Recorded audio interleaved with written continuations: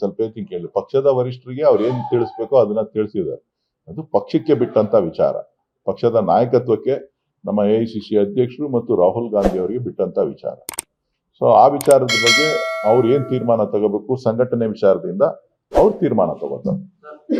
ಸಾರ್ವಜನಿಕವಾಗಿ ಚರ್ಚೆ ಆಗ್ತಾ ಇದೆ, ಸಂಪುಟ ಪುನರಚನೆ ಆದ್ರೆ ಅಥವಾ ಕೆಪಿಸಿಸಿ ಪದತ್ಯಾಗ ಮಾಡಿದ್ರೆ DK ಶಿವಕುಮಾರ್ ಅವರು ಮೂಲೆ ಗುಂಪಾಗ್ತಾರೆ. ನೋಡಪ್ಪ, ಯಾರ್ಯಾರ ಹಣೆಯಲ್ಲಿ ಏನೇನ್ ಬರ್ದಿದ್ಯೋ ಅದಾಗತ್ತೆ, ಗೊತ್ತಾಯ್ತಲ್ಲ. ಏನು ಮಾಡಕ್ಕಾಗೋದಿಲ್ಲ. ಈಗ ಆಂಧ್ರ ಪ್ರದೇಶ, ತೆಲಂಗಾಣದಲ್ಲಿ ರೇವಂತ್ ರೆಡ್ಡಿ ಅವರು ಬೇರೆ ಪಕ್ಷದಲ್ಲಿದ್ರು, ಬಂದ್ರು, ಮುಖ್ಯಮಂತ್ರಿ ಆದ್ರು. ಅವ್ರ ಹಣೆಯಲ್ಲಿ ಬರ್ದಿತ್ತು, ಆದ್ರು. ಬಂದು 3 ವರ್ಷಕ್ಕೆ ಅವರು ಮುಖ್ಯಮಂತ್ರಿ ಆದ್ರು. ಅದ್ರಲ್ಲೇನಿದೆ? ಈಗ ಯಾರು ಹರಿಯಾಣದಲ್ಲಿ, ಗುಜರಾತ್ನಲ್ಲಿ ಫಸ್ಟ್ ಟೈಮ್ MLAs ಮುಖ್ಯಮಂತ್ರಿ ಆಗಿದ್ದಾರಾ ಇಲ್ವಾ? ಸೊ ರಾಜಕಾರಣದಲ್ಲಿ ಯಾವುದು ಸಾಧ್ಯವಲ್ಲ, ಅಸಾಧ್ಯವಾದದ್ದು ಅಲ್ಲ. ಸೊ ಎಲ್ಲವೂ ಕೂಡ ಭರವಸೆಯ ಮೇಲೆ ನಡೀತು. ನಾನು ಯಾರು ತಪ್ಪಿದ್ರು ಅಂತ ಹೇಳಲೇ ಇಲ್ವಲ್ಲ, ನನಗ್ ಗೊತ್ತಿಲ್ಲ. ಅದು ಅದ್ರ ಬಗ್ಗೆ ನನ್ಗೆ ಮಾಹಿತಿ.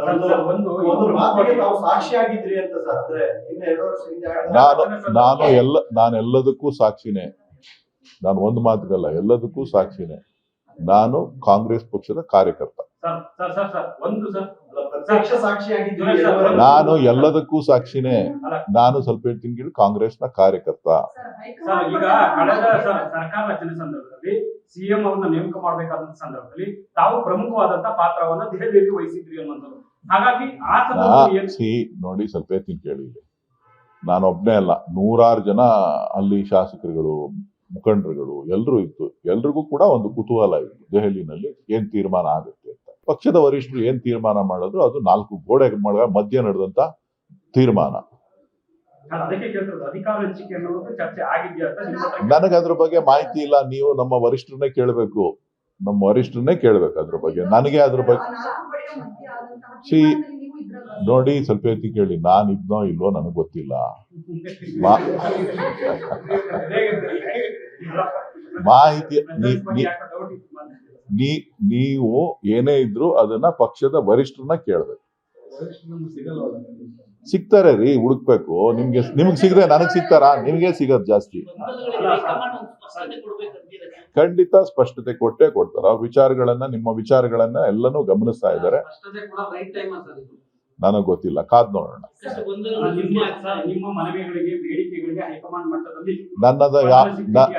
ನನ್ನ ಯಾವುದೇ ಮನವಿ ಇಲ್ಲ, ನನ್ನ ಯಾವುದೇ ಮನವಿಗಳು ಇಲ್ಲ. ನನ್ನ ಆಸೆ ಇದೆ, ಗೊತ್ತಿಲ್ಲ, ಭಗವಂತನ ಆಶೀರ್ವಾದ. ಕಾಂಗ್ರೆಸ್ ನೇತೃತ್ವದಲ್ಲಿ, DK ಶಿವಕುಮಾರ್ ಅವ್ರ ನೇತೃತ್ವದಲ್ಲಿ, ಸಿದ್ದರಾಮಯ್ಯನವ್ರ ನೇತೃತ್ವದಲ್ಲಿ ನಡೀತದೆ. ಎಲ್ಲಿವರೆಗೂ ಶಿವಕುಮಾರ್ ಅವರು ಇರ್ತಾರೋ ಅವ್ರ ನೇತೃತ್ವ ಇದ್ದೇ ಇರ್ತದೆ.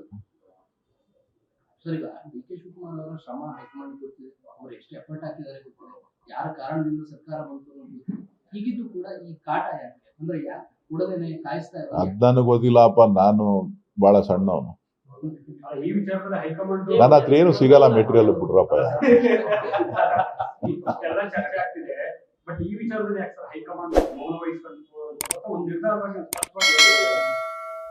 ನೋಡಿ, ಬೇರೆ ಕರ್ನಾಟಕ ಒಂದೇ ಅಲ್ಲ, ಅನೇಕ ವಿಚಾರಗಳಿರ್ತದೆ. ಅವ್ರು ಆಕ್ಯುಪೈಡ್ ಬೇರೆ ಕಾರ್ಯಕ್ರಮಗಳಲ್ಲಿ ಬೇರೆ ಸಂದರ್ಭಗಳು, ಚರ್ಚೆಗಳು ನಡೀತಾ ಇರ್ತದೆ. ಸೊ ಯಾವುದೇ ಒಂದು ತೀರ್ಮಾನ, ನಿರ್ಣಯಗಳು ಮಾಡಬೇಕು ಅಂತ ಅಂದಾಗೂ ಹಲವಾರು ರೀತಿಯಲ್ಲಿ ಚಿಂತನೆಗಳನ್ನ, ಆಯಾಮಗಳನ್ನ ಆಯಾ ಕಟ್ಟಿನಲ್ಲಿ ನೋಡಿ ತೀರ್ಮಾನವನ್ನ ಮಾಡ್ತಾರೆ. ಸೊ ಅದು ಬಿಹಾರ್ ಚುನಾವಣೆ ಆಗಿದೆ. ಬಿಹಾರ್ ಚುನಾವಣೆಯಲ್ಲಿ ಏನೆಲ್ಲ ಕಾರಣ, ಸೋಲಿಗೆ ಕಾರಣ ಏನು ಎತ್ತ ಅನ್ನೋದನ್ನು ನೋಡ್ತಾ ಇದ್ದಾರೆ. ಮತ್ತೆ ಜೊತೆಗೆ ಬೇರೆ ರಾಜ್ಯದ ಚುನಾವಣೆಗಳು, ಮುಂಬರುವ ಚುನಾವಣೆಗಳಿದೆ. SIR ಬಗ್ಗೆ ಚರ್ಚೆಗಳು ನಡೀತಾ ಇದೆ.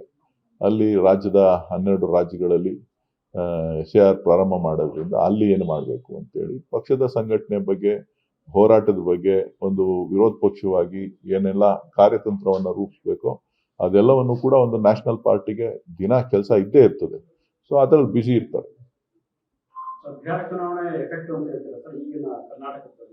ಗೊತ್ತಿಲ್ಲಪ್ಪ, ಚರ್ಚೆ ಈಗ ನೀವು ಒಂದು ದಿನಕ್ಕೆ ಹಾಕ್ಬಿಟ್ಟು ಮುಗಿಸ್ಬಿಡ್ತೀರಿ, ಒಂದ್ ದಿನನೋ 2 ದಿನನೋ.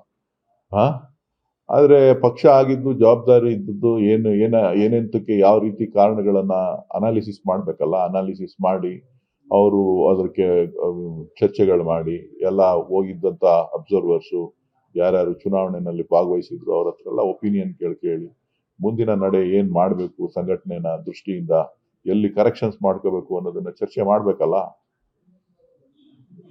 Thank you. ಸರ್ ಎಲ್ಲ ಇದನ್ನ ಡಿ ಕೆ ಶಿವಕುಮಾರ್ ಅವರು ಒಬ್ಬಂಟಿ ಆಗ್ಬಿಟ್ಟಿದ್ದಾರೆ. ಡೆಲ್ಲಿಗೆ ಹೋಗ್ಬೇಕಂದ್ರು ಏಕಾಂಗಿಯಾಗಿ ಹೋಗ್ತಾರೆ, ಏಕಾಂಗಿಯಾಗಿ ಬರ್ತಾರೆ. ಅದೇ ಸಿಎಂ ಅವ್ರು ಹೋಗ್ಬೇಕಂದ್ರೆ ಅವ್ರ ಬಣ ಎಲ್ಲ ಹೋಗುತ್ತೆ, ಇಡೀ ಸಚಿವರ ಒಂದು ದಂಡೇ ಹೋಗುತ್ತೆ. ಏನ್ ಸರ್, ಯಾವ ರೀತಿ ಇದನ್ನ ನಾವು? ಡಿ ಕೆ ಶಿವಕುಮಾರ್ ಅವರ ದೆಹಲಿಯ ಸಂಪರ್ಕ 40 ವರ್ಷಗಳದು. 40 ವರ್ಷದಿಂದನೂ ಒಬ್ರೇ ಹೋಗ್ತಾರೆ, ಒಬ್ರೇ ಬರ್ತಾರೆ.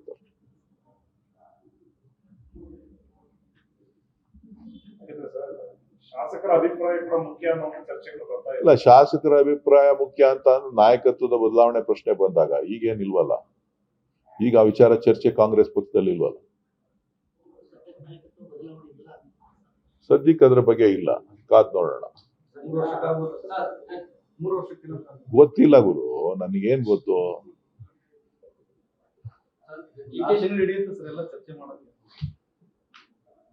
ಜನ ಏನೇನ್ ಮಾತಾಡ್ತಾರೋ, ನೀವೇನೇನ್ ಮಾತಾಡ್ತಿರೋ ಟಿವಿನಲ್ಲಿ ನಾವು ನೋಡ್ತಾ ಕೂತಿರ್ತೀವಿ ಅಷ್ಟೇ.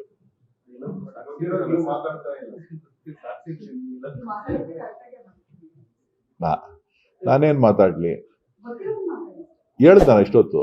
ನೀವು ಕೇಳಿದ್ದಕ್ಕೆ ಯಾವ್ದಕ್ಕೂ ಇಲ್ಲ ಅಂತ ಹೇಳಲಿಲ್ಲ. ನೋ ಕಮೆಂಟ್ಸ್ ಅಂತ ಹೇಳಿ ನಾನ್ ನೋ ಕಮೆಂಟ್ಸ್ ಅಂದ ಯಾವ್ದಕ್ಕಾದ್ರು.